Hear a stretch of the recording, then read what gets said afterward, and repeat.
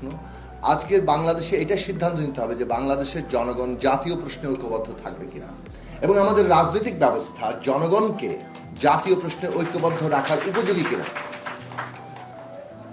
এটাকে মধ্যে একটা রেটরিক স্লোগান নয় যে জাতীয় প্রশ্নে আমাদের ঐক্যবদ্ধ থাকতে হবে, এমন একটা রাজনৈতিক ব্যবস্থা থাকা দরকার যেটা জাতীয় প্রশ্নে জনগণকে ঐক্যবদ্ধ রাখতে পারে।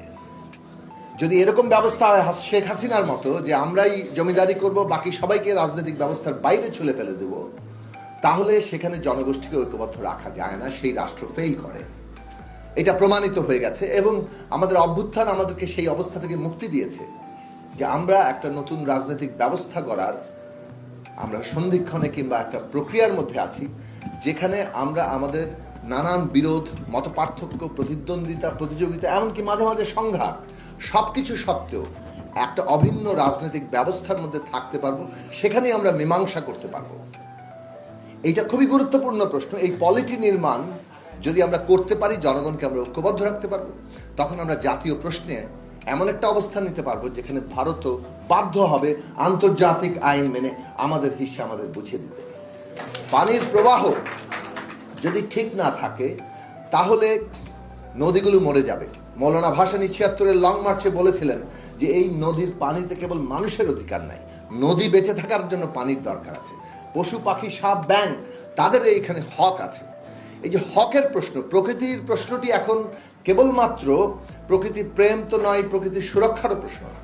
এটা প্রকৃতি অনুযায়ী সমস্ত পরিকল্পনা পৃথিবীকে নতুন করে সাজানোর প্রশ্ন। না হলে প্রকৃতি যে ধ্বংস হওয়ার মুখ হবে, ক্লাইমেট চেঞ্জ এবং ক্লাইমেট যে একটা এই চেঞ্জের যে অবস্থাটা, এটা একটা এমার্জেন্সিতে পরিণত হয়েছে, এটা একটা জরুরি অবস্থায় পরিণত হয়েছে। এই জরুরি অবস্থাটা দুনিয়াব্যাপী এই আগ্রাসী ধনতন্ত্র, আগ্রাসী সমস্ত কিছু দখলি যে অর্থনীতি, এই দখলি অর্থনীতি থেকে আমাদেরকে যদি মুক্ত আমরা করতে না পারি বিশ্বব্যাপী, তাহলে হয়তো আমরা কোথায় যে দাঁড়াবো আমরা জানি না, কিন্তু আমরা আমাদের ভূমিকা রাখতে পারছি কিনা। আন্তর্জাতিক পরিসরে আমাদের ভূমিকা এই দখলবাজদের থেকে পৃথিবীকে রক্ষা করা, প্রকৃতিকে রক্ষা করা, আমাদের দেশের জায়গাতেও আমরা যেন সেটা রক্ষা করতে পারি। এখন আমরা পাল্টা পদ্মা ব্যারেজ করবো কিনা, পরিবেশ প্রকৃতির প্রশ্নটি আমাদের কাছে প্রায়োরিটি হওয়া দরকার। এগেইন সুরক্ষার জায়গা থেকে না, প্রকৃতি অনুযায়ী পরিকল্পনা নেওয়ার জায়গা থেকে। এই পার্থক্যটা দৃষ্টিভঙ্গিগত, কেননা জগৎ অ্যানথ্রোপোসেন্ট্রিক, মানুষ কেন্দ্রিক, জগৎ হওয়া দরকার প্রকৃতি কেন্দ্রিক। আমরা প্রকৃতির অংশ, এবং আমরা যে আজকে বিপ্লবের কথা বলি, আমাদের এইটাই বিশ্বাস যে বিপ্লব মানে হচ্ছে মানুষে মানুষের সম্পর্কের বদল, মানুষ এবং প্রকৃতির সম্পর্কের বদল। যদি সত্যিকার অর্থে ন্যূনতম কোনো পরিবর্তনের জায়গা আমরা চিন্তা করি, তাহলে এই পরিবর্তনের জায়গাটা আমাদের এজেন্ডার মধ্যে, কর্মসূচির মধ্যে আনতে হবে। পদ্মা ব্যারেজের পুরো প্রশ্নটি আমরা করবো কিনা, এইটা একটা পরিবেশগত এবং প্রকৃতিগত প্রশ্ন।